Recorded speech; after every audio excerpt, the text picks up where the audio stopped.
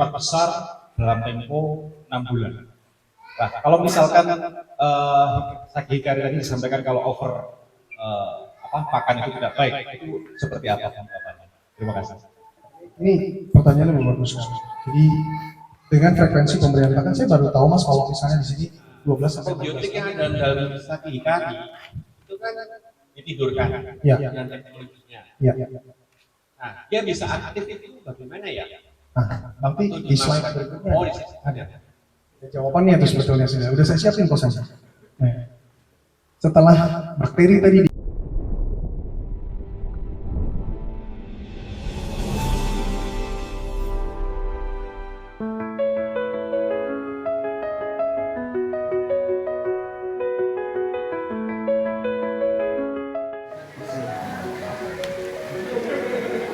perkenalkan saya Indra dari Hikari, datang ke sini dengan teman-teman saya, tim saya, Jaka dari marketing, kemudian dari Kiri, sales wilayah untuk wilayah Jawa Timur. Nah ini saya coba memaparkan sedikit tentang produk Hikari atau dia buka tahu berapa luas nggak tahu. Jadi teman-teman semua, Hikari itu ada produk buatan Jepang. Kami hanya buat produk pakan koi itu hanya di Jepang. Jadi kami impor penuh, tidak ada yang dibuat di Indonesia atau di Cina. Nah, sekarang ini yang dihadapi di pasar pakan koi Indonesia adalah namanya mirip-mirip Jepang, tapi sebenarnya buat produk buatan Cina. Nah, di Jepang kami punya fasilitas begini, teman-teman semua. Jadi kita punya farm koi sendiri di daerah Yamazaki itu di dekat Himeji. Jadi Hikari membuat makanan koi itu karena kami juga memelihara koi. Kami juga membuat makan ikan hias karena kami mengimpor dan mendistribusikan ikan hias dari seluruh. Ini fasilitas research and development. Jadi setiap tahun kami mengembangkan produk-produk berdasarkan pengalaman yang ada di lapangan sebelumnya. Di Jepang kami punya 3 pabrik, teman-teman. Jadi kami punya 3 pabrik yang dipunyai oleh Hikari sendiri. Banyak beberapa pakan yang beredar di Indonesia, ada mereknya tapi nggak ada pabriknya. Banyak sekali yang seperti itu. Jadi nggak semua pakanan ikan itu atau pakan koi itu punya pabrik. Ini QC atau quality assurance dari pabrik. Nah ini poin yang penting saya mau sampaikan sama teman-teman. Tadi beberapa di kolam saya sudah sampaikan tentang bagaimana kita bisa dapatkan hasil koi yang maksimal. Jadi kalau dibilang pakan adalah kontribusinya 100%, saya di sini kita ada Mas Koko, saya rasa Juri, Sagung juga sebagai praktisi yang hebat, tahu untuk mendapatkan koi yang bagus itu bukan karena pakan 100%. Jadi kalau ada pabrikan yang bicara karena pakannya bisa koinya juara itu menurut saya susah. Pertama pasti kalau pakan ini berkontribusi 25%, kemudian kualitas dari koinya yang seperti hari ini kita lihat hasil breedingan dari AKF Mas Agung itu dengan seleksi yang ketat, dengan pemilihan indukan yang bagus, menghasilkan koi yang bagus. Kemudian infrastruktur, kolam, pet, maton juga kolam tanah itu, infrastruktur. Kemudian yang terakhir skill. Jadi semua berkontribusi 25%. Jadi di Hikari kami yakin bagusnya koi itu bukan karena hanya dari pakan, tapi keseimbangan dari 4 unsur ini yang membuat koi kita bagus terjual. Gitu. Nah, jadi saya rasa sebetulnya di daerah Kediri, Blitar ini teman-teman itu sudah jago. Cuma mungkin beberapa informasi belum sampai saja. Jadi pengetahuan tentang pakannya terutama belum sampai secara baik. Nah ini saya sampaikan perbedaan Hikari dan Saki Hikari. Kalau Hikari itu pakan di level premium atau tidak ada kandungan probiotiknya. Nah ini penting ya, karena probiotik ini penting. Jadi Hikari itu tidak ada kandungan probiotik. Sedangkan kami produksi Saki Hikari itu ada probiotik. Di mana Saki Hikari di Jepang itu untuk ikan-ikan koi yang show. Sedangkan Hikari itu hanya untuk hobi rumahan. Jadi selisihnya harganya pasti berbeda, tapi yang paling penting adalah kualitas dari probiotik. Sekarang kalau ditanya probiotik dengan prebiotik sama atau enggak? Kadang di pakan koi itu ada tulisannya, ada probiotiknya, ada prebiotiknya. Tapi perbedaannya kita belum ada yang tahu.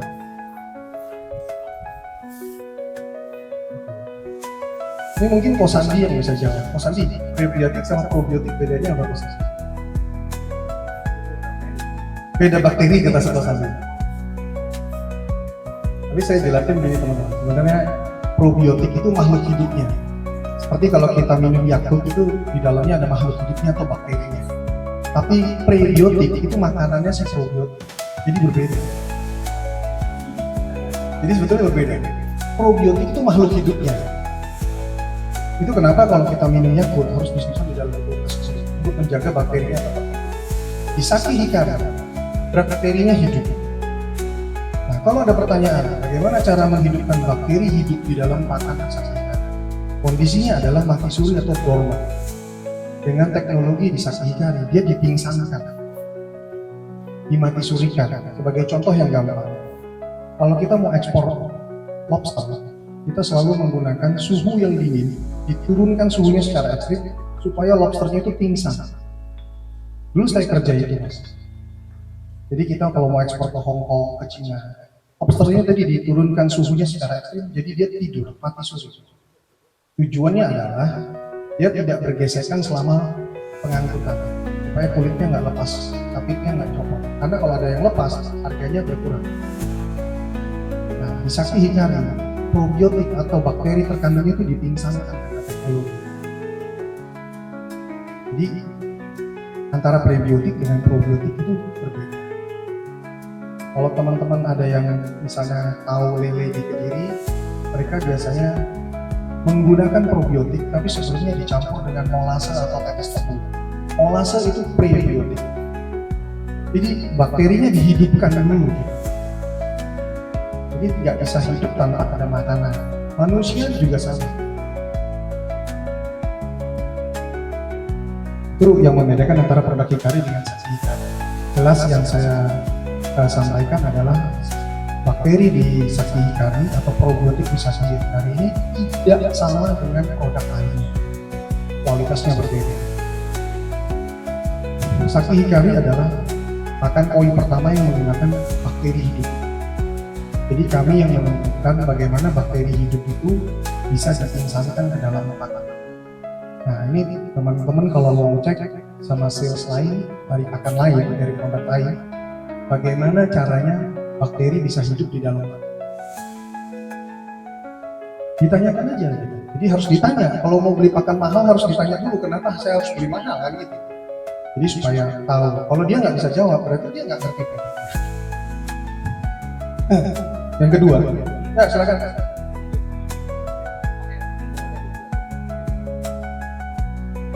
Itu jadi kan makanan untuk probiotik ya. Betul. Nah, probiotik yang ada dalam Saki Hikari itu kan ditidurkan Ya. dengan teknologinya. Ya. Nah, dia bisa aktif itu bagaimana ya? Nah, tapi di slide berikutnya Oh, di sini. ada jawabannya itu sebetulnya sudah saya siapin prosesnya. Nah, setelah bakteri tadi dipingsankan atau ditidurkan, keunggulan kedua di probiotik Saki Hikari jumlahnya. Jumlah probiotik Saki Hikari itu hampir 7 juta bakteri per gram. Itu cuma 4 butir di pelet ukuran L. Sedangkan dari data laboratorium yang kami uji coba, ini pakan lain mas, semua di bawah 1 juta. Tapi di kemasan mereka boleh mencampurkan probiotik, boleh. Tapi pertanyaannya, mereka nggak pernah bisa ngomong berapa jumlahnya. Kalau jumlah probiotik terkandungnya itu sedikit sekali, ini nggak ada efeknya. Itu, jadi jumlah probiotik ini tidak sama dari setiap merek atau dari setiap produk. Di Saki Hikari saya ulangi, hampir 7 juta per gram. Dan itu jumlahnya banyak sekali. Jadi kalau kita ambil pelet size L itu cuma 4 butir, saya timbang di tempat Oreza. Banyak Oreza ya di tempat situ. Jadi kita timbang sama-sama dengan Koreza itu 4 butir aja per gram. Ini satu poin yang menunjukkan unsur apa ya, kekuatan saksi hikari. Kedua, ini pertanyaannya Ko Sandi, saya bisa jawab dari sini. Nah, pada saat ini pelet. Kondisinya adalah dipingsankan atau mati suri. Kemudian, setelah dia masuk ke pencernaan ikan koi, dia akan aktif. Dia akan aktif untuk membantu pencernaan si koi. Nah, ini salah satu upaya yang dilakukan saat ini untuk bisa nutrisi terkandung di pakan itu bisa sempurna. Ketiga, setelah koi mengeluarkan feses atau bakterinya tetap hidup, Pak. Ini yang nggak dipunyai oleh produk lain. Apa sih fungsinya bakteri hidup untuk menguraikan feses koi? Kolamnya nggak kotor. Artinya angka atau nilai amonia di dalam kolam sedikit sekali. Berarti membantu proses namanya nitrifikasi, membantu bakteri lain Microsomonas dan Mycobacter. Kalau di dalam proses pemfilteran itu kan hanya 2 bakteri berperan, Microsomonas dan Mycobacter. Nah, tapi dengan produk saksi hikari itu kotoran ini masih diuraikan. Simpelnya atau sederhananya begini, di setiap pabrik itu biasanya menggunakan water treatment pipa, industri pengolahan air limbah. Pabrik boleh melepaskan limbahnya ke sungai kalau sudah dikelola.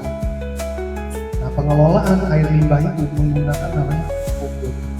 Itu kenapa di setiap pabrik dia pasang blower, room blower atau root blower, karena dia mau perbanyak jumlah bakterinya. Nah, pada saat diputar dengan blower atau diberi aerasi dengan blower, dia tambahkan namanya prebiotik supaya bakterinya berkembang. Itu kalau kita kenal di kolam filter, itu namanya filter media biologi, Momogi, Kristal Bio, itu rumah bakteri. Semakin banyak bakteri baiknya, itu yang membantu penguraian kotoran koi di dalam kolam. Tapi dengan saksi hikari, di peletnya itu sudah ada. Ini saya suka lihat anak-anak yang menjual filter media biologi untuk seperti ECB atau Momogi atau apapun bentuknya. Mereka mengklaim, wah ini airnya bersih karena filter. Tapi karena fungsi pakan itu juga bisa. Kenapa mereka nggak mau bahas itu? Karena mereka nggak tahu jumlah kandungan bakterinya. Nah kemudian, dengan adanya probiotik saksi hikari, yang paling penting adalah makanan bisa diserap hampir sempurna. Saya tidak katakan sempurna, tapi hampir sempurna. Karena nggak ada yang sempurna, hanya punya Tuhan dan Andrea Dekdeknya. Sempurna itu punya 2 saja. Jadi tidak ada yang sempurna, tapi optimal dia. Jadi kalau misalnya dibilang pertumbuhan cepat, berarti ada satu indikasi penyerapan nutrisi di dalam pakan baik.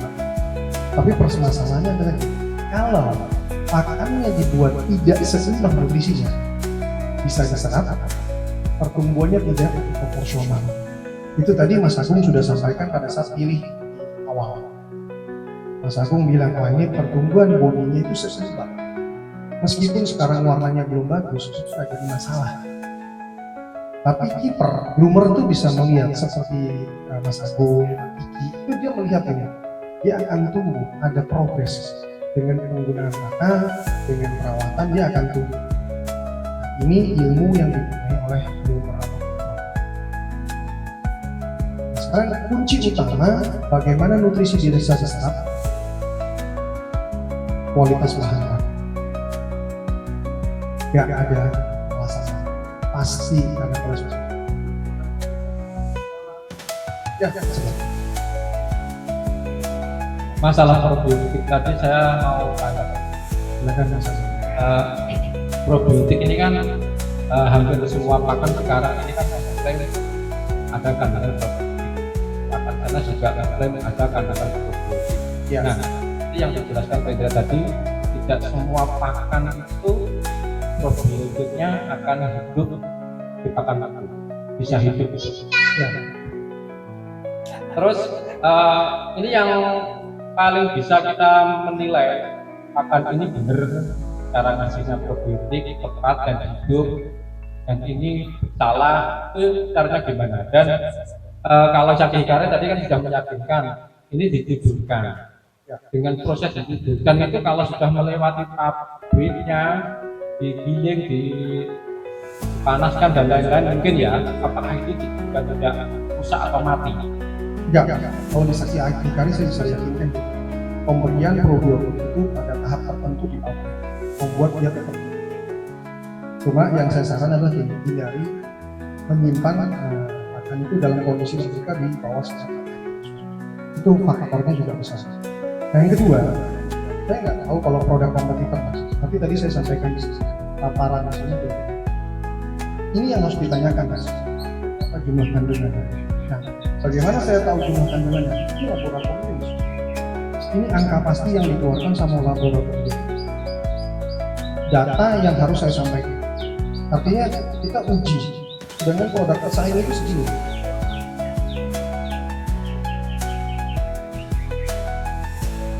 Jadi sebetulnya mereka boleh mencantumkan probiotik, boleh, tapi mereka nggak menjelaskan jumlahnya.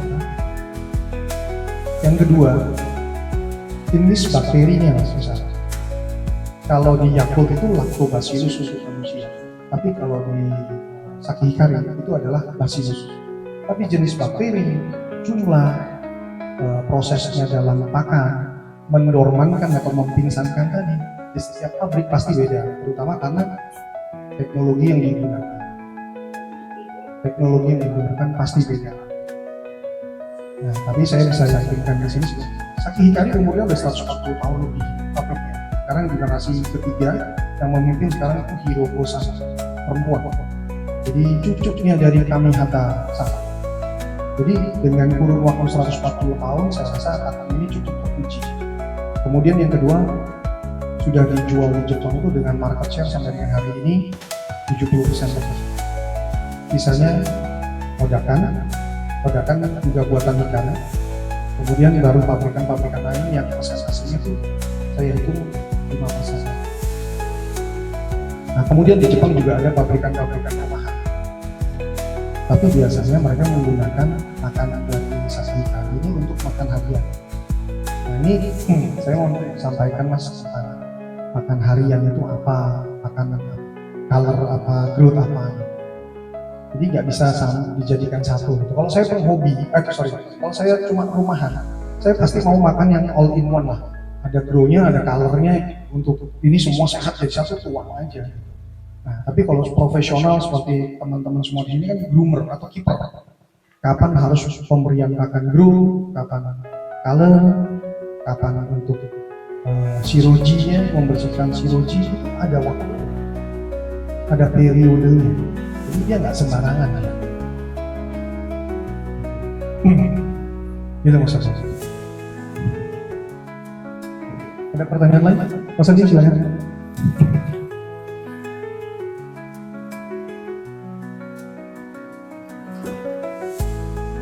Yang mau saya tanyakan itu pakan Saki Hikari yang ada probiotiknya itu kan hanya yang merek Saki Hikari ya. Nah, itu dia aktif masuk usus itu aktifnya karena ada zat apa sih dalam usus? Enzim. Enzim. Oh jadi sebenarnya sakarnya itu enzim ya. Betul. Oh terus fesesnya sendiri itu kan juga masih mengandung bakteri Bacillus tadi ya. Betul. Nah itu juga sebenarnya dari feses ikan sendiri itu juga secara nggak langsung jadi bakteri starter dong yang buat filter. Nah, itu sebenarnya tadi saya sampaikan nitrifikasi. Oh. Nitrifikasi itu kan sebetulnya proses di mana merubah amonia menjadi nitrit, nitrit menjadi nitrat. Jadi nitrat itu sudah tidak berbahaya. Nitrit masih berbahaya. Amonia sangat berbahaya. Nah, dua bakteri yang berperan adalah Nitrosomonas. Jadi dengan adanya bantuan bakteri dari Saki Hikari, sebetulnya dia sudah diurai ya. Diurai kenapa diurai? Karena pakan yang menjadi atau terbuang ke dasar kolam itu sudah diuraikan sama si bakteri dari Saki Hikari. Makanya sebenarnya bakteri masih hidup ya. masih hidup. Jadi itu sebenarnya kalau untuk filter sebenarnya bagus dong. Membantu. Bakteri starter juga ya.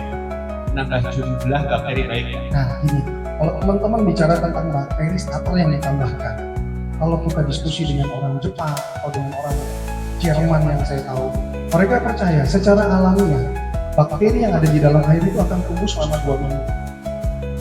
Jadi sebelum ikan masuk itu 2 minggu itu 2 bulan, 8 minggu, 2 bulan itu dia baru terbentuk secara alamiah. Tapi itu nggak mungkin nunggu segitu lama Mas Hasan. Itu kenapa bakteri starter masih makan. Bakteri starter itu kan sebenarnya untuk membantu mempercepat. Tapi bakteri starter nggak akan berfungsi kalau nggak ada rumah bakteri. Nah, sedangkan rumah bakteri tergantung dari SSA namanya.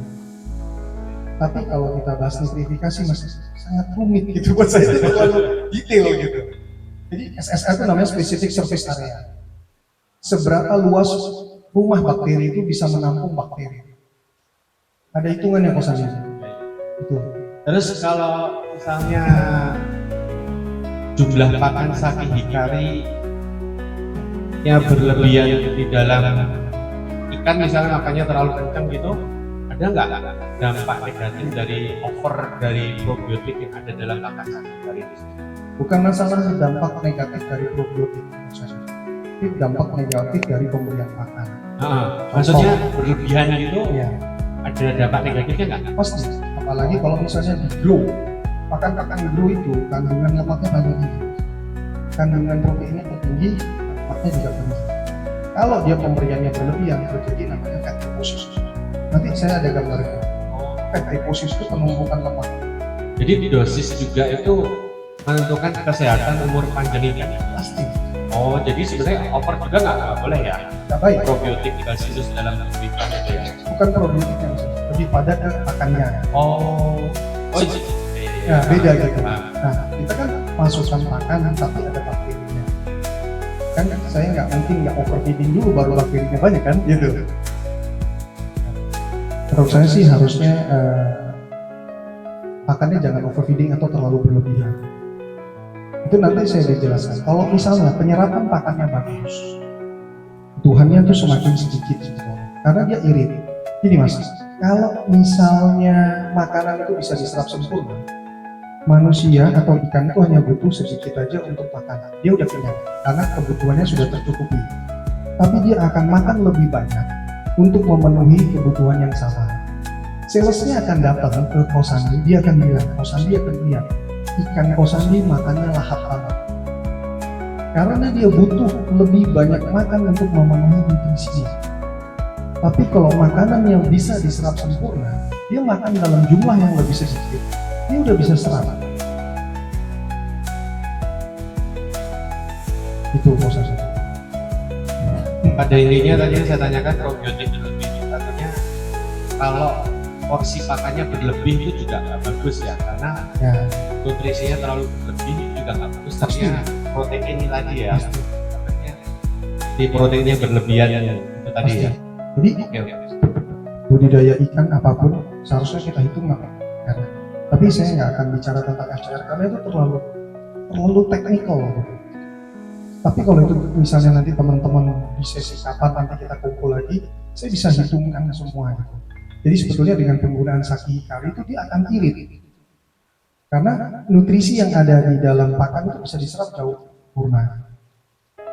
Kunci penyerapan sempurna itu satu, persiapan baku, yang kedua dibantu dengan probiotik. Gitu. Nah ini yang sulit. Ini yang sulit. Kenapa? Karena menjaga kualitas baku itu yang paling sulit yang saya tahu. Saya dari tahun 2003 di pabrik pakan, jadi membuat nutrisi itu paling sulit dan bisa diserap sempurna. Contoh yang gampang lah, mungkin teman-teman lebih lihat tentang lele. Lele itu di sini itu dikasih pakan misalnya pakai bangkai ayam, pakai roti busuk, dia makan. Nah itu menjadi oke saja kalau harga belinya murah 2.000 rupiah. Tapi pertanyaannya, coba bandingin lele di kolam terpal itu dengan pakan seperti bangkai dan roti busuk itu dengan lele yang dipelihara dengan full pellet. Warna air, kualitas airnya, risikonya pasti akan lebih tinggi. Jadi penyerapan ke pakan itu nggak gampang prosesnya. Gitu. Oke, sekali lagi mungkin teman-teman.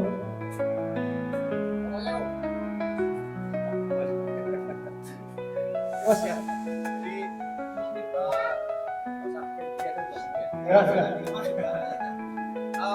lihat jadi seperti yang disampaikan barusan ya, terkait masalah pemberian makan. Terima kasih. Jadi sedikit menambahi pertanyaan dari Gus Sasti kaitannya dengan pemberian pakan yang disampaikan Gus Sasti yang over. Melihat banyak sekali kiper-kiper khususnya yang mengikuti event seperti kanan itu mereka pemberian pakan itu bisa sampai sehari itu lebih dari 10 atau bahkan ada yang sampai 16. Nah, dengan tujuan harapan ikan itu cepat besar dalam tempo 6 bulan. Nah, kalau misalkan tadi ikan tadi disampaikan kalau over pakan itu tidak baik, itu seperti apa? Terima kasih. Ini pertanyaan yang bagus. Jadi dengan frekuensi pemberian pakan saya baru tahu Mas kalau misalnya di sini 12 sampai 16 kali kalau mau KC. Tidak semua. Tidak semua. Banyak kiper KC ikan KC itu ya pemberian pakannya sehari bisa sampai 10. Oke, ini Mas. Penjelasan detailnya seperti ini. Sebetulnya adalah semakin muda usia ikan, misalnya kita katakan tosai di bawah 1 tahun, gitu. Tosai, dia bisa makan Mas 5%, 4-5% dari berat tubuhnya. Ya, semakin dia tambah umurnya, Mas, persentase makannya itu berkurang. Bahkan di Jepang, untuk ikan-ikan besar, jumbo, itu makan hanya 1% dari berat tubuhnya. Dan 1% dari berat badannya itu dibagi menjadi frekuensi pemberian pakan. Misalnya dia set 5 kali sehari, 1% dari berat badannya. Tapi kan kalau piara ikan kan nggak 1 ekor. Nah itu di berat rata-rata dikali jumlah ikan dalam 1 kolam seperti Mas Agung Kembar tadi 50 ekor atau 1 kolam 30 ekor dengan berat rata-rata dikali 1% ya kalau untuk ikan besar. Tapi kalau di tosai bisa 4-5% dari berat badannya nggak apa-apa, tergantung kondisi pasti. Iya, hanya 1 hari. Tapi yang paling bagus adalah dibagi menjadi beberapa kali pemberian pakan. Saya cerita di Sakai Fish Farm, di Sakai itu 12 kali dalam 1 hari. Pemberian pakannya itu 12 kali dalam 1 hari. Nah, kenapa? Alasannya. Sekarang mungkin teman-teman ada yang tahu kenapa kok koi akan lebih baik makan dengan frekuensi yang sering daripada frekuensinya jarang tapi jumlahnya besar.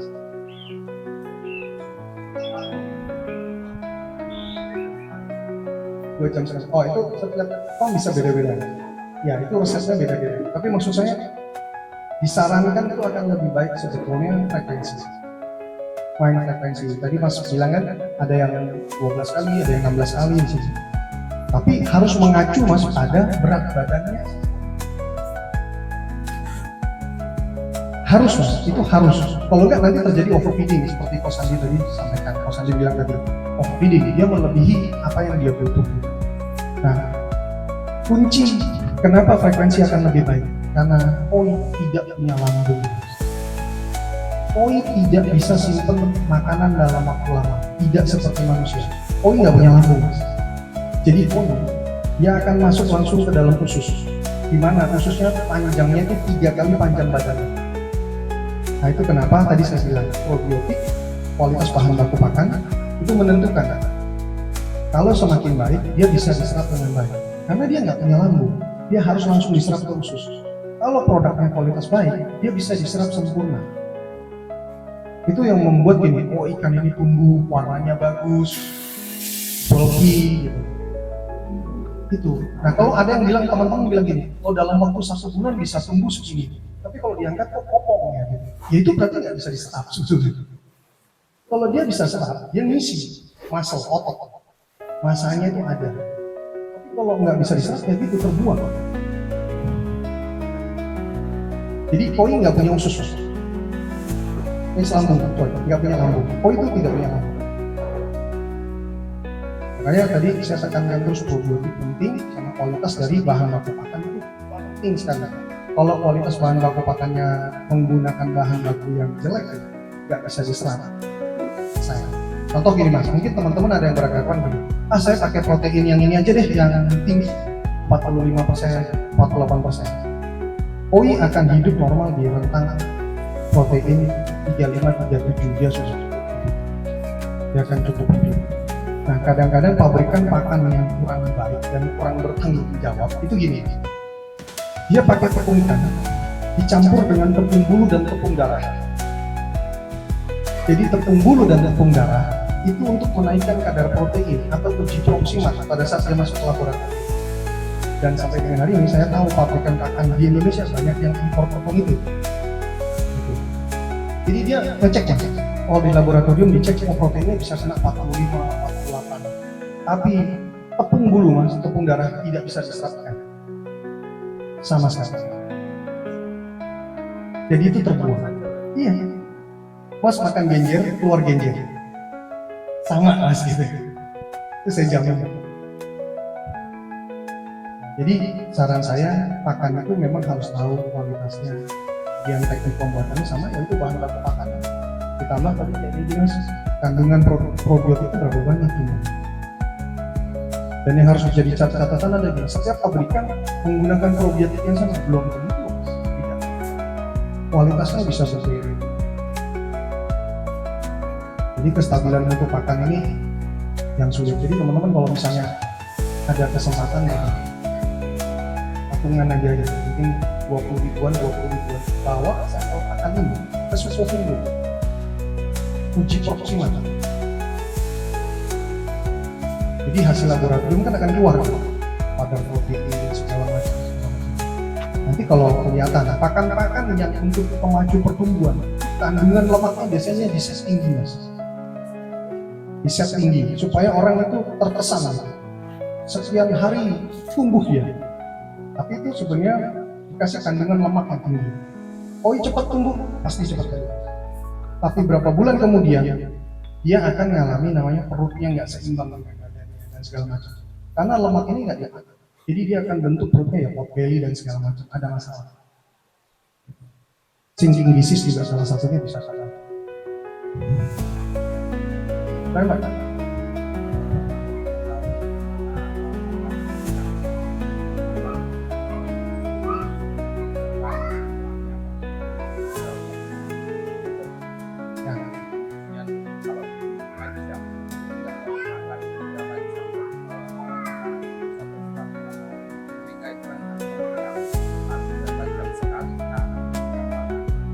Nah, jadi Pak, pertanyaannya frekuensi gitu kan. Bagaimana bisa melihat pakan ini bisa diserap sempurna atau enggak?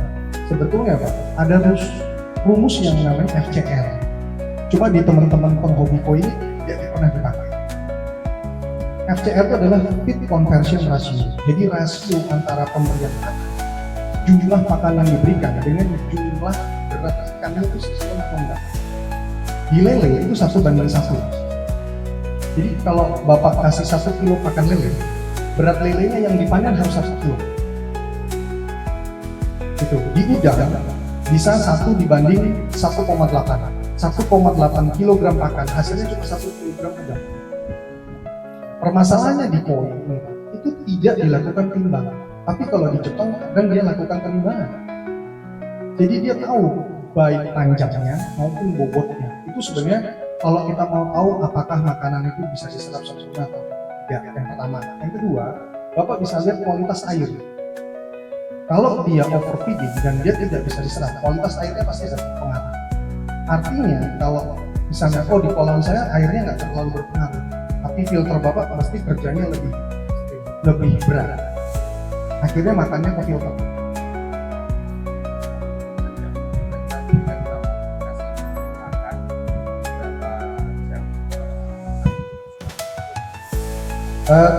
Frekuensi pemberian pakan itu gimana? Pertama yang saya harus bilang itu dulu feeding rate ya. Berapa persen dia makan dari berat badannya? 3-5% atau 4-5%, itu dulu Bapak harus tetapkan dulu. Frekuensinya saya tidak bisa katakan pasti berapa. Karena misalnya gini Pak, saya hari ini bilang Bapak set ke 5 kali Pak, ternyata berdingin, suhu dingin. Nah pada saat suhu dingin, saya kan 5% nggak bisa diberikan. Bapak mesti turun ke 3%. Harus turun Pak. Jenis pakannya Bapak ganti, diturunkan frekuensinya juga. Itu kenapa tadi berkali-kali saya bicara sama teman-teman kalau cerita gini Pak. Kontribusi skill dari kiper ini 25% besar. Jadi dia harus bisa lihat cuaca, infrastruktur kolamnya, kondisi ikannya, jenis pakan yang diberikan. Jadi kalau saya pastikan, saya habis ini bikinin Bapak khusus apa resep rumusnya. Kondisinya kan saya nggak tahu besok Pak gitu. Bisa berbeda gitu. Jadi Bapak mesti lihat, wah ini kalau sini saatnya bagus. Tadi air saya cek sekitar mungkin 25-26 derajat. Kalau saya pegang secara tangan ya Pak ya, tapi saya nggak pakai suhu air. Artinya di pacu pertumbuhan sudah bisa cukup mumpuni. Tapi pada saat nanti sore jam 3 ke bawah, dia turun ke 21 derajat. Saran saya begitu, jenis pakannya. Makanya saya sarankan yang satu N20 itu stabil, dia sudah gunakan sepanjang hari. Gitu. Jadi pemahaman kita sebagai kiper tentang pakan itu juga penting. Itu alasan teman-teman semua kalau misalnya kenapa kok N20 itu proteinnya rendah. Sakai saja yang punya Sakai Custom bilang saya tidak mau pakan itu proteinnya tinggi. Di N20 proteinnya hanya 35, kandungan lemaknya hanya 3%. Sakai mau di Jepang yang notabene negara 4 musim, sepanjang tahun dia bisa kasih makan. Contoh, Juni, Juli itu musim panas pasti Jepang. Suhunya bisa sampai 38 derajat Celcius. Orang-orang di Jepang itu akan pacu grow terus. Pacu grow. Dia akan tumbuh dengan maksimal di suhu-suhu tertentu. Oke. Tapi pada saat musim November, Desember, dia masuk musim dingin, dia nggak bisa pacu dengan pakan grow. Nah, Sakai-san itu nggak mau seperti itu. Dia bilang, wah kalau kayak gitu susah saya nggak bisa pacu. Orang-orang menurunkan jumlah pakannya. Makanya dia pesan pakan khusus namanya N20. Kenapa? Karena N20 gampang dicerna, medium. Kemudian proteinnya rendah. Kenapa harus proteinnya rendah? Dia menghindari namanya masalah itu.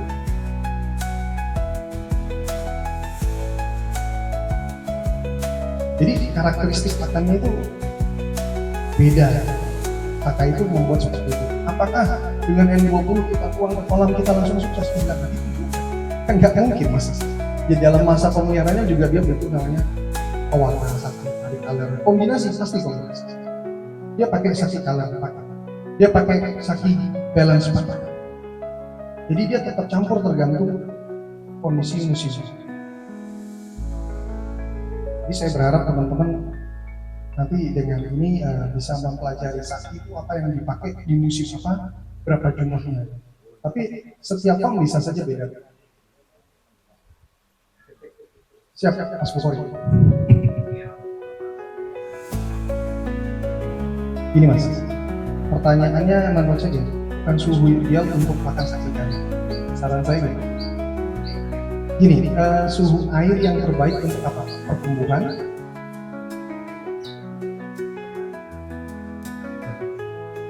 Ikannya gitu Mas. Jadi gini Mas, untuk pertumbuhan itu dia bisa dipacu dalam suhu 25-27 derajat. Suhu air itu ideal. Itu ideal. Iya. Sebenarnya ikan koi ini dia akan tumbuh maksimal di suhu 25-27. Kenapa? Blitar Kediri itu jadi tanah, bukan di daerah Batu. Orang kan berasumsi di daerah Batu dingin, airnya bagus dan segala macam. Tapi mereka lupa tentang kondisi. Samurai Koi Center di Bandung, dia bukan di Bandung, di Lembang, dia di Cimahi. Ketinggiannya hanya 300-400 mdpl di atas permukaan laut. Jadi dia rendah, Cimahi itu rendah daripada Bandung. Iki tahu, kalau saya taruh misalnya farm saya itu di daerah dingin atau tinggi, dia nggak bisa kejar pertumbuhan, pasti. Tapi untuk mendapatkan sumi, saya bocorin sedikit, dia bawa ke daerah yang lebih dingin. Karena kandungan airnya, mineralnya itu baik untuk sumi. Tapi untuk pacu grow di ketinggian segitu tidak bisa. Contoh Mas yang saya kenal baik itu ya Tropical Koi Center, Benin, Henry, itu kan di Lembang semua. Mereka pakainya Saki Hikari Balance, Hikari Wisdom, sekarang N20 dengan kali. Jarang sekali mereka order tuh grow, jarang. Saya bilang ngapain beli grow, nggak usah beli grow, nggak akan efektif dalam suhu yang kayak gitu. Karena di tropical tuh malam suhu 17 derajat. Nah, pertumbuhan ikan dia dengan pertumbuhan teman-teman ikan di sini di kediri atau Blitar jauh mas bagus di sini. Tuh, yang saya perhatikan gitu. Nah, makanya di Jepang sendiri juga gitu. Tapi kenapa di Jepang di daerah dingin misalnya airnya bagus? Kan kualitas airnya bagus. Seperti di Niigata, Korea ada di sini yang tiap berapa kali setahun jalan-jalan ke Jepang. Air yang digunakan teman-teman di breeder-breeder Jepang itu lelehan salju. Air lelehan salju artinya itu air murni bersih. Tapi kalau kita belajar gampang aja mas, seperti di sini Kediri, Blitar, itu kondisi airnya kan juga bagus. Kemudian di Jawa Tengah daerah Klaten, ada titik-titik aqua gali sumber itu bisa airnya bagus. Kan di daerah Klaten itu kan sumber ikan juga ya, airnya bagus. Jadi kita bisa melihat dari sisi itu. Tapi saran saya sih Kediri Blitar udah cukup ideal karena susu airnya bagus. Oksigennya juga bagus.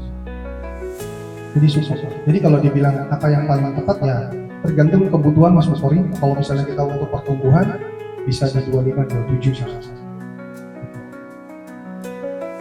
Kemudian untuk coloring bisa di suhu itu juga oke. Tapi kalau suhu turun, saran saya pemakaiannya sudah Osandi. Contoh misalnya pakai Hikari Wisdom N20 atau Saki Hikari Balance. 3 yang saya rekomendasikan. Tergantung suhunya. Semakin dingin, Hikari Wisdom pilihan yang paling bagus. Karena proteinnya rendah. Ada lagi? Ya, Mas Tom.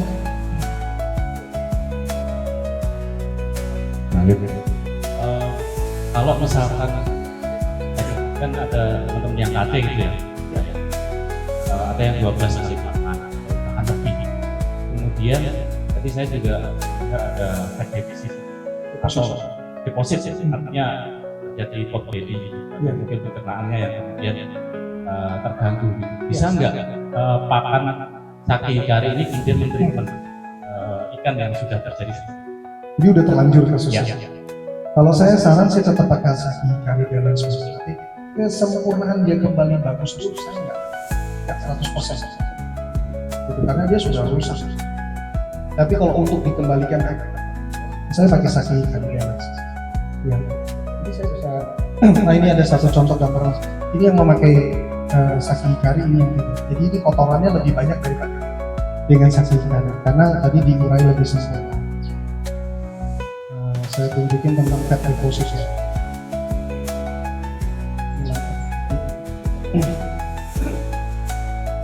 Ini saya sampai sini dulu mas. Nah ini tadi saya sudah bilang makanan koi itu harusnya dibuat dengan sangat gampang. Kalau membuat orang senang, wah pertumbuhannya cepat dalam waktu 2 minggu, 3 minggu bisa. Fat kontennya mas tinggi. Kandungan fatnya ditinggiin. Tapi dia harus korbankan namanya kandungan protein sama karbohidrat, jadi nggak seimbang lagi. Padahal pakan yang baik itu dibikin harus seimbang, kunci. Kalau nggak seimbang pasti ada masalah.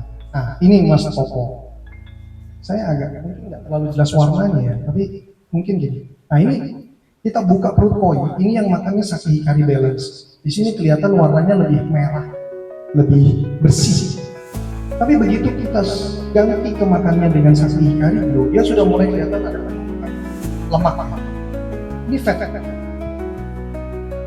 Ini kenapa kayak gini? Karena kandungan fat di pakan grow pasti lebih tinggi daripada makanan harian staple. Jadi kalau Saki Hikari Balance, fatnya itu 6, di Saki Grow itu 9, selisih 3%. Ini saja sudah menunjukkan selisih. Ini ada penumpukan lemak. Yang jadi masalah fat belly. Jadi makanan yang kebanyakan lemak tadi itu membuat perutnya ini tumpukan lemak. Ya, fatnya itu terlalu banyak. Ini juga mengakibatkan dia bisa makan kantong renang kentang atau timbel singgi nutrisi. Jadi makanan yang tidak seimbang nutrisinya itu yang membuat permasalahan itu.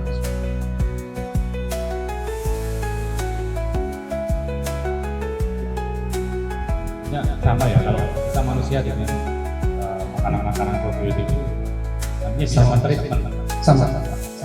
Nah, sama seperti misalnya gini mas, saya usia 45 tahun, saya makan dengan protein yang tinggi, saya nggak akan tinggi lagi mas, tapi perut nih fat deposit saya udah mas, kan jadi fat deposit, karena metabolisme saya dengan anak SMP SMA itu beda. Tapi anak SMP SMA dia makan 2 piring, 3 piring, dia nggak akan gemuk ya. Metabolismenya juga dia, makanya di poin untuk koi-koi yang muda dia makan dengan jumlah makan lebih banyak tidak masalah karena dia lebih butuh aktif. Tapi pada saat koi itu semakin besar makannya harus diganti, proteinnya harus rendah, lemaknya harus rendah. Jadi nggak bisa misalnya kita pakai pakan dulu terus nggak bisa. Di Jepang pun mereka lakukan hal yang sama, dia nggak mau pakai pakan yang protein tinggi, kandungan lemak pasti akan timbul masalah. Dan mungkin beberapa teman-teman sudah pernah alami di ikannya ya, gitu. Silakan Pak.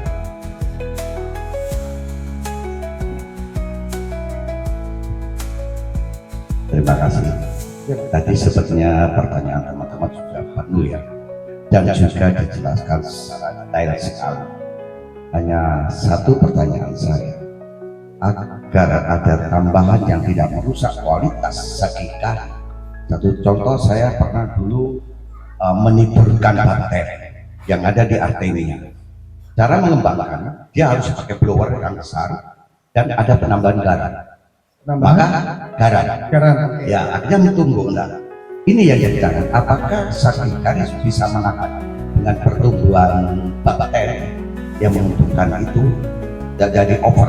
Kalau over tadi kan sudah disampaikan ya akhirnya tidak terserap. Nah ini artinya kalau tidak terserap kan sebenarnya merusak ya sistem atau yang terkandung di dalam sagi kari itu sendiri. Pemberian garam apa itu bisa merusak. Itu aja. Pemberian garam kepada ikan atau ke dalam air Pak?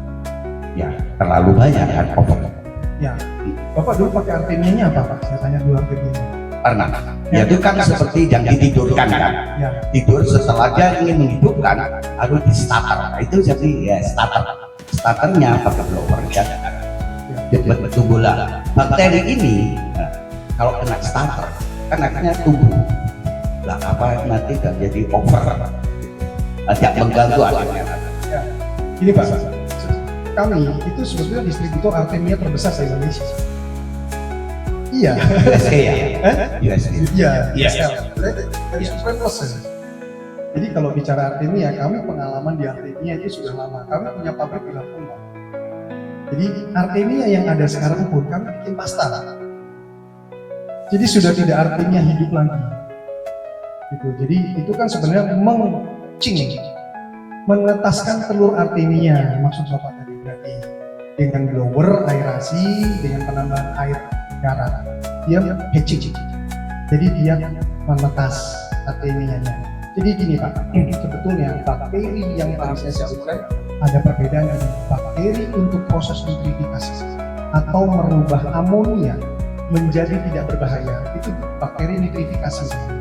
Itu yang biasanya teman-teman tambahkan bakteri starter dalam air. Tapi bakteri yang digunakan di sagi kari itu lebih pada membantu pencernaan. Kemudian dia mencegah bakteri. Jadi gini, dia membantu penyerapan pakan lebih sempurna. Kemudian setelah diserap, makanannya lebih sempurna, dia akan hidup di dalam usus koi. Dan setelah koi itu mengeluarkan kotoran, bakteri tadi tetap hidup dan tetap aktif mengurangi. Artinya, bakteri dalam sagi kari membantu bakteri nitrifikasi. Jadi dia membantu proses, artinya bakteri nitrifikasi itu kerjanya lebih ringan Kak. Karena sudah dibantu dari bakteri yang sagi kari. Bakteri nitrifikasi tadi saya sebutkan dua Pak. Satu, Nitrosomonas, yang kedua Nitrobacter. Hanya dua bakteri nitrifikasi. Itu. Jadi kalau dia diberikan berlebih, yang saya perhatikan adalah ini. Yang saya takutkan bukan bakterinya, tapi kandungan di dalam pakan yang lain. Contoh Pak, proteinnya yang terbuang berlebih, lemak berlebih, itu yang membuat airnya rusak. Begitu. Terima kasih ya. Sama-sama. Karena dulu saya pernah ada tanah Ya, dari nggak saya sebutkan dari mana, Ya. memang buatan saya. Kotoran yang keluar dari ikan itu terurai dengan bakteri bersih, memang air jurusnya kalah. Ya, jujur nggak menggunakan, tidak membawa apa amonia terlalu banyak. betul. Zaman dulu gini Ya. Pak, sebagai gambaran. Kalau saya kerja di tambak udang dulu, pada saat kita mau menghilangkan bakteri atau membersihkan dasar kolam, bakteri itu harus saya hidupkan dulu, Pak. Dipulkur bahasanya zaman dulu. Ya, dihidupkan dengan molase, tadi saya sebutkan sebagai prebiotik, makanannya probiotik, ditambah aerator atau aerasi dalam air. Bakteri itu akan hidup. Pada saat bakterinya hidup, saya tebar Pak, secara manual ke dalam kolam. PM4 itu adalah probiotik. Ditebar bakteri. Ditebar bakteri dia supaya tujuannya dia hidup sampai ke dasar kolam, dia makan kotoran yang ada di dalam kolam sebagai pengurai, bakteri pengurai. Nah, di Saki Hikari itu tidak dipisahkan. Jadi bakteri tadi dibuat menjadi pingsan, dimasukkan ke dalam pelet. Kenapa? Karena dia juga bisa membantu pencernaan untuk menyerap lebih sedikit. Itu seperti fungsi bakteri di Yakult. Yakult itu sebenarnya ngomongnya Yakulto, Yakulto. Tapi itu dia membantu sesuatu. Jadi ada dua fungsi bakteri. Satu, dia membantu penyerapan nutrisi makan. Yang kedua, dia membantu mengurai sisa dari kotoran ikan. Jadi dia membantu proses bakteri atau kerja nitrifikasi. Artinya tidak pengaruh dari obat-obatan lain ya yang mengganggu. Nah, Itu. saya pernah pikir gini, Pak, saya harus tambahkan bakteri lain. Pada dasarnya, tadi saya sampaikan, bakteri secara alami itu akan tumbuh dalam waktu 2 bulan. Di dalam air selalu ada bakteri. Bakteri itu ada di mana-mana, Pak. Nah, cuma yang jadi permasalahan, kalau ada bakteri di dalam air, di kolam Bapak, rumahnya. Tidak ada rumah bakterinya, jadi dia jumlahnya nggak bisa nambah, karena bakteri kan hanyut, Pak. Pada saat pergantian air dan segala macam. Itu kenapa kalau di kolam konkret atau kolam filter selalu ada rumah bakteri. Kembali lagi tadi saya sebutkan rumah bakterinya juga tergantung dari kualitasnya dan SSK-nya atau specific surface area atau bahasa gampangnya daya tampung rumah bakteri. Karena setiap bahan, setiap bentuk itu berbeda daya tampung bakteri. Semakin bagus dia, semakin banyak bakteri tertampung, semakin proses nitrifikasinya semakin baik atau menghilangkan amonia menjadi tidak beracunnya semakin cepat. Itu. Terima kasih. Terima kasih. Ya Mas.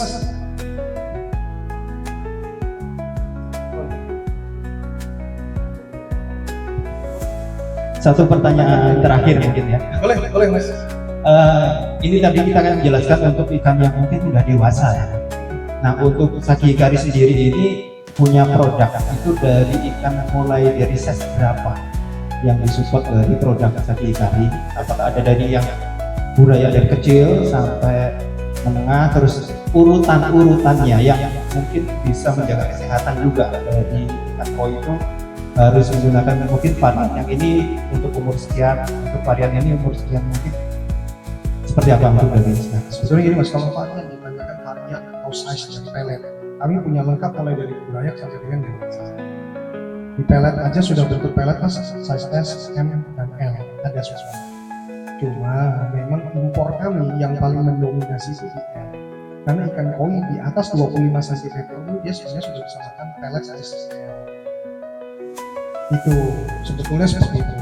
Tapi apakah ada untuk burayak? Ada, cuma di Indonesia.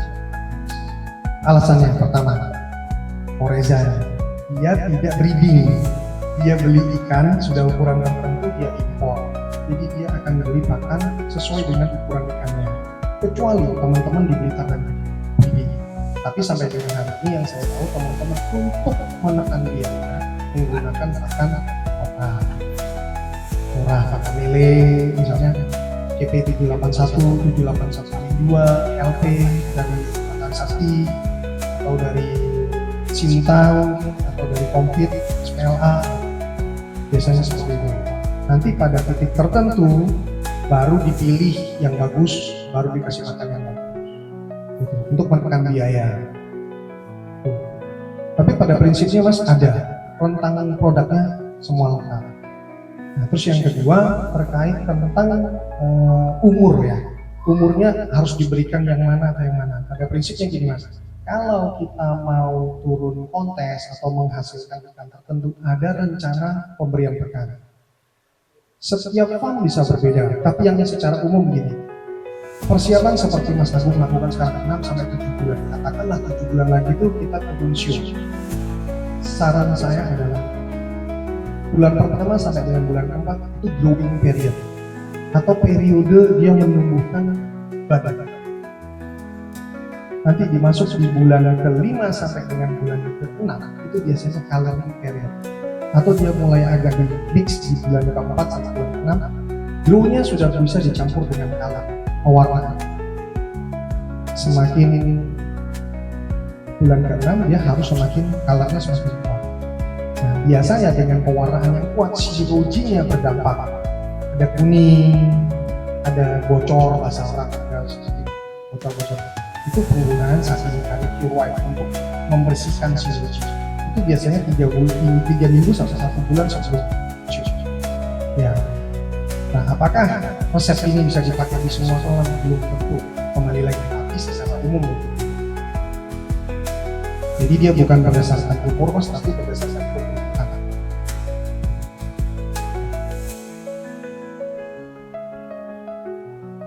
Lagi kan? Ya, Mas.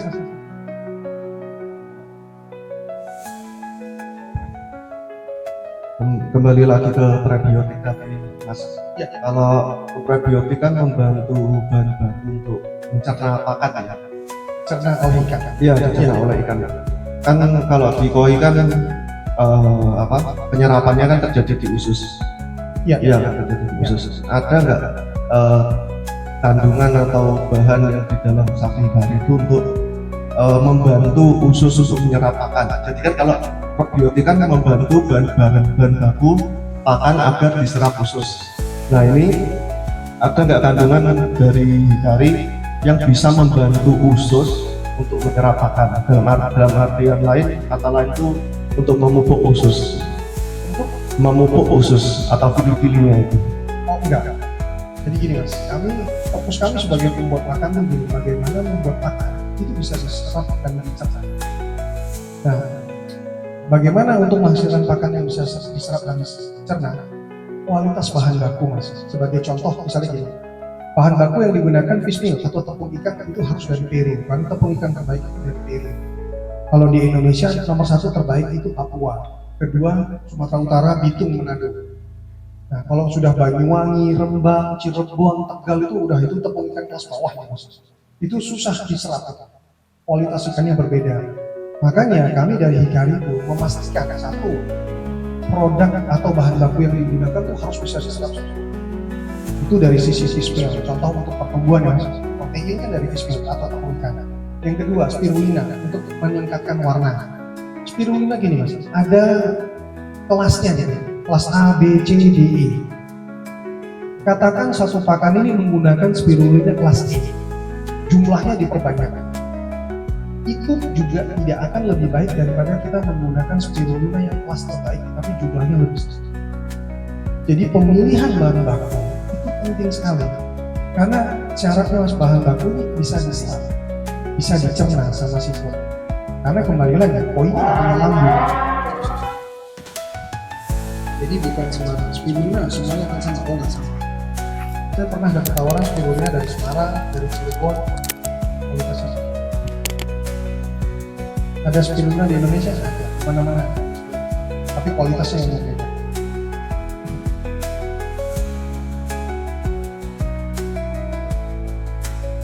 Ini tadi saya sudah sebutkan tentang kualitas spirulina. Spirulina kurang atau beta karotinnya kurang, tidak akan berdampak ke warna kuning. Nah ini tentang suhu. Jadi tadi nanya tentang suhu mas. Ya, jadi di sini sebenarnya dari pabrikan sudah ada rekomendasi Saki Hikari Balance itu bisa digunakan di rentang suhu 18 derajat sampai dengan 32 derajat. Color, grow itu bisa digunakan. Tapi di bawah 20 derajat itu harus memakai makanan yang mudah dicerna. Contoh Wijeng atau N20. Itu kenapa makanan yang mudah dicerna itu biasanya ada di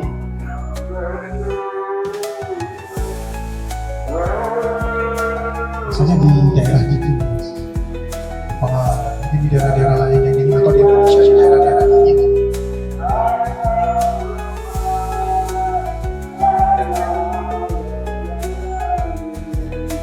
Dari situ ada yang mau ditanya lagi nih mas?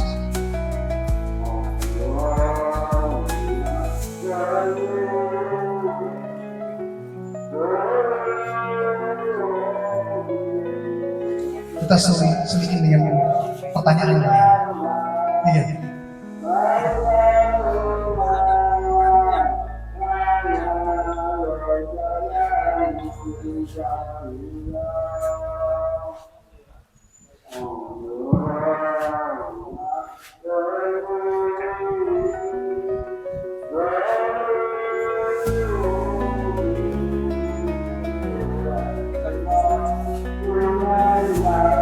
Harganya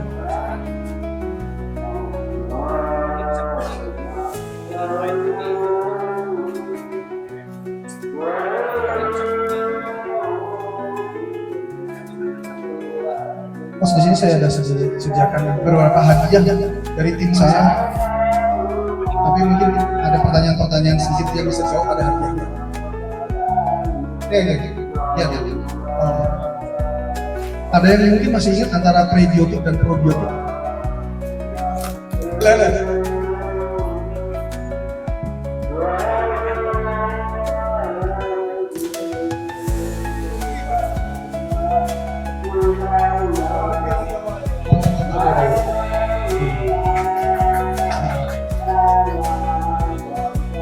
Sekarang spesial khusus dari kalian.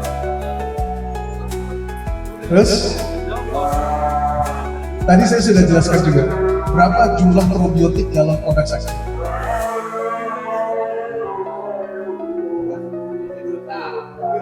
Oke, ya benar ya. Oke. Pertanyaan ketiga. Makan lagi. Color enhancing. Saya sebutkan tadi, tepung ikan terbaik itu dari daerah mana?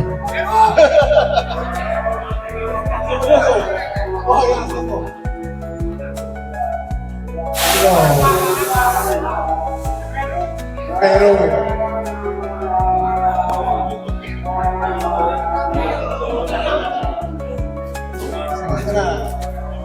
Oke.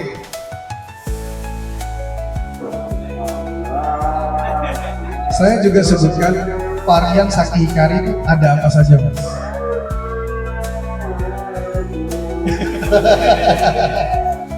Ini saya udah sebut nih, Mas. Apa Mas Sony?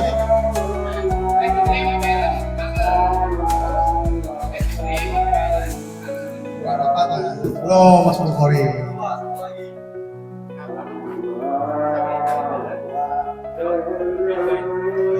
Tuh, Mas Adi berarti.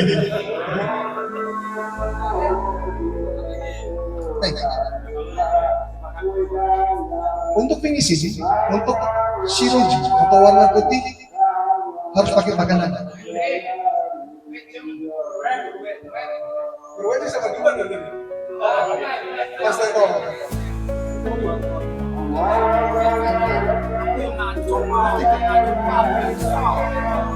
Oke.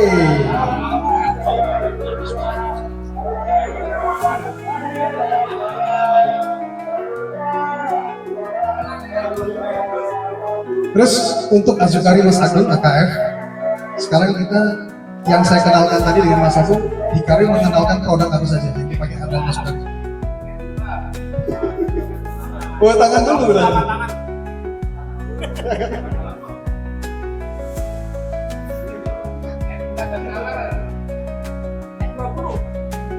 Bos? Mas. Loh, Mas. Bukan.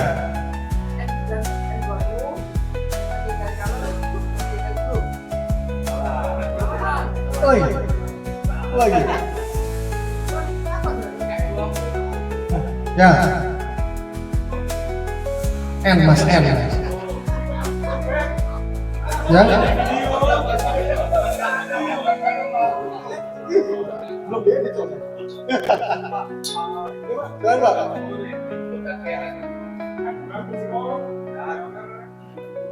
Ya, itu.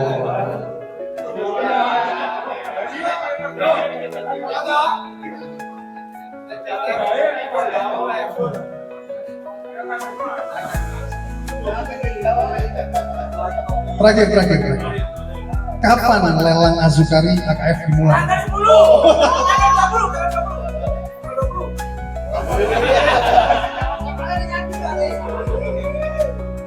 Oke Mas, terima kasih Mas. Cuma buat senang-senangan aja Mas. Kembali lagi mungkin ada pertanyaan semua tentang produk Saki Hikari. Saya akan memberikan materi ya sedikit. Karena kalau terlalu banyak nanti juga nggak ingat. Lebih baik bertahap aja, nanti kita ketemu lagi kapan kita bahas. Gitu. Tapi kalau misalnya mau ada pertanyaan lebih lanjut boleh. Baik, itu tadi konten kami kali ini. Semoga dapat menjadi tambahan informasi bagi penghobi ikan koi semua. Terima kasih sudah menonton Pesona Koi Indonesia. Jangan lupa like dan subscribe-nya, serta jika ada pertanyaan atau komen, bisa ditulis pada kolom komentar. Sampai jumpa pada konten kami berikutnya. Terus tonton channel kami.